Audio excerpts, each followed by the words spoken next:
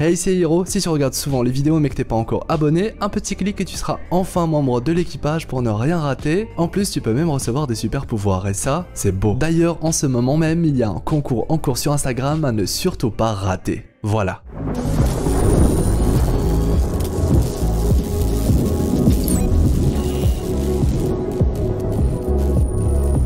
Bon, franchement, est-ce que ça ne devient pas compliqué de choisir entre le duo Loki et Mobius ou le duo Loki et Loki? Qui sait, on aura peut-être même droit à un trio dans le prochain épisode. Bref, qui dit nouvel épisode de Loki, dit nouveau rendez-vous entre explorateurs pour traiter de nouvelles révélations ainsi que des mystères toujours en place, surtout du côté de la TVA. Avec un épisode 3 très fourni en informations surtout concernant Loki ainsi que sa version Lady Loki appelée finalement Sylvie, un nom que ce variant Loki a choisi de se donner à lui-même. Et ça, eh bien, c'est très intéressant. Autrement dit, un épisode qui redéfinit là encore tout ce qu'on croyait savoir et qui participe même à étoffer un peu plus l'univers du MCU avec par exemple une toute nouvelle planète visitée. Sortez vos costumes de super-héros, installez-vous confortablement et explosez le pouce bleu avec le gant de l'infini. Je suis Hirosef et aujourd'hui, eh bien, on continue à explorer en compagnie de Loki les secrets ainsi que les mystères de la TVA. Bon visionnage.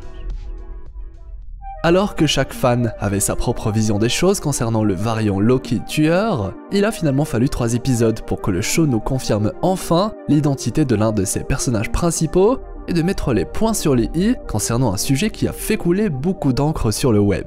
Et roulement de tambour, en effet il s'agissait comme indiqué dans les précédentes analyses, d'un Loki avant tout, un variant comme le prétendait déjà la TVA dès le début de la série, une version femme de Loki, même si Loki est techniquement censé pouvoir changer d'apparence à souhait. En bref, le variant tueur est un variant Loki. Toutefois, et c'est là que ça devient très intéressant, ce variant possède certaines particularités, et on va y revenir, comme le fait de s'être donné un nom différent. Sylvie, présentée comme étant un nom d'emprunt, du moins c'est elle-même qui le précise, balayant ainsi toutes les théories autour du fait qu'il ne s'agit pas d'un variant Loki. Bref, la TVA avait raison dès le départ, autrement nul besoin d'avoir gardé notre Loki en vie pour l'aider à capturer cet autre Loki. Logique. En d'autres mots, avec ce variant, on se rapproche ici plus d'une Lady Loki que d'une Sylvie, lorsqu'on parle des comics bien sûr. Car oui, dans les comics, la véritable Sylvie, alias l'Enchantress, est très différente de ce que le MCU nous propose, ce dernier ne prenant finalement que le nom Sylvie et réinterprétant absolument tout le background du personnage, puisqu'on parle finalement d'un variant Loki. Petite parenthèse, dans les comics, la véritable Sylvie, elle, a été pour info créée par Loki, et c'est via ce dernier qu'elle tire ses pouvoirs magiques. Mais bon, ici comme vous l'aurez compris, on a emprunté à l'Enchantress des comics que le nom, et visiblement un petit peu les pouvoirs, même si c'est là encore assez différent. Le MCU lui nous a présenté ce variant Loki comme ayant appris lui-même à manier la magie, ou ce type de magie plus précisément, sachant qu'elle ne semble avoir accès que des pouvoirs de manipulation de l'esprit pour l'instant. Et bien évidemment, la série insiste sur le fait que l'enfance des deux variants Loki est également très différente,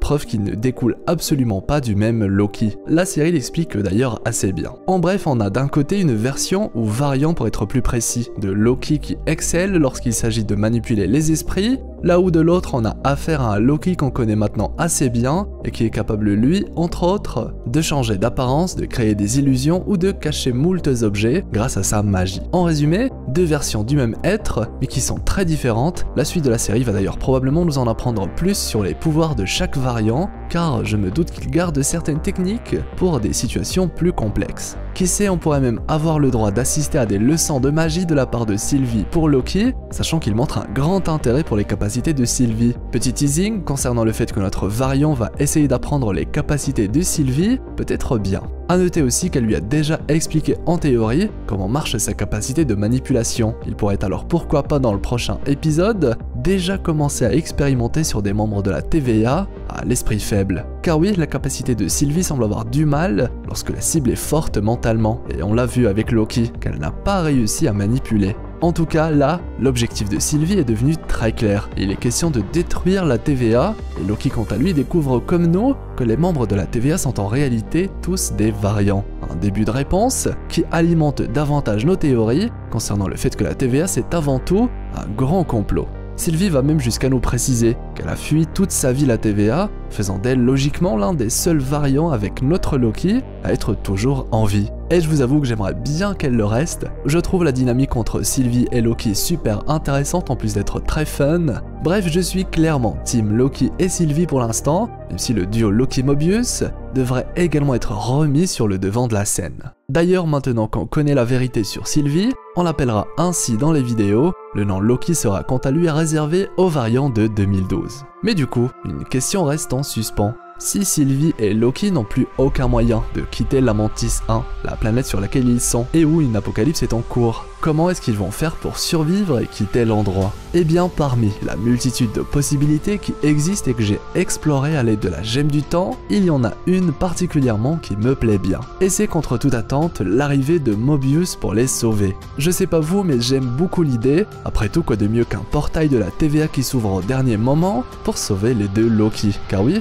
Mobius est au courant concernant la faille des apocalypses. Et il serait peut-être justement en train de chercher les deux Loki, l'occasion pour eux de revenir à la TVA et surtout de discuter avec Mobius et de lui ouvrir les yeux concernant la TVA, le fait que les membres sont des variants, que celui qui contrôle le tout n'est peut-être pas une entité cosmique appelée Time Keepers, bref, rétablir la vérité concernant cet organisme.